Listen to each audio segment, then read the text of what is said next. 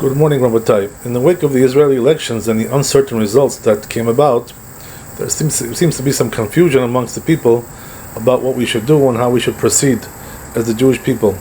So the question is, can we find an answer from the Torah regarding a situation like this? So the truth is, we do find in the Midrash Tanchuma, in Parshat Nitzavim, in the first parak, it talks over there about a scenario like this. It says, it quotes the prophet Ishayahu in Perak Samech.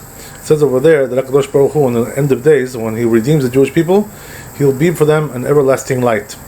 But it says the Midrash, when it will be for them an everlasting light, if the people are united as one block, if the Jewish people are united as one block, then He'll be for them a light. Then He'll redeem them. Otherwise, no.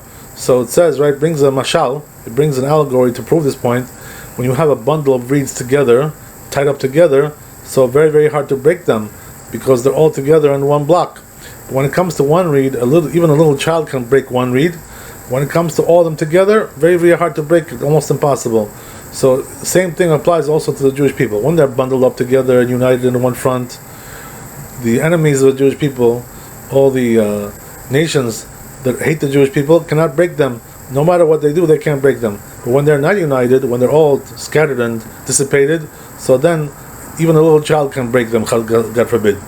So it comes to teach you from there that the only way the Jewish people are going to be redeemed is if they're together in one united front, one united block. So it says in conclusion, the Midrash Tanchuma, that if they are in one united block, then they are also Rawi, they are fitting to receive the divine presence, the Shekhinah. So therefore we see from there, Rabbi, that the success of the Jewish people and the redemption of the Jewish people depends on them being united in one block. And in order to be united, there's also so there are some conditions that have to be met, which is number one, everybody has to compromise a little bit, right?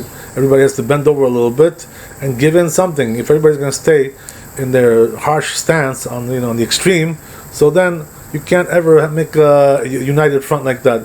The only way you can make a united front is to compromise. Everybody gives in a little bit.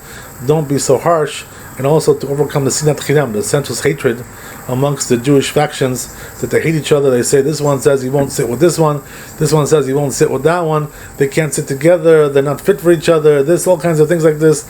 When you have this kind of attitude, one towards the other, we won't sit with you, or you won't sit with us. So then, obviously, you can't have a united front. So therefore, Rabbi, you never know why HaKadosh Baruch Hu made these results from the elections, that there was no clear victory by any party, by any bloc. The reason must be that HaKadosh Baruch Hu wants us to unite it, because it must be that there's going to be some challenges to the Jewish people. Maybe the enemies are going to come against us, God forbid, or there's going to be some kind of other types of challenges that require a united bloc of the Jewish people. So therefore, HaKadosh Baruch Hu is calling us right now to unite as one bloc, to compromise, to get together, and to confront our enemies as one block, and then we're invincible, unbreakable. Kadosh Baruch Hu should help us to bring the final redemption. Amen ve'amen. Baruch Adonai le'olam. Amen ve'amen. Have a happy and healthy and prosperous new year. Shana tova u'mtuka. Amen.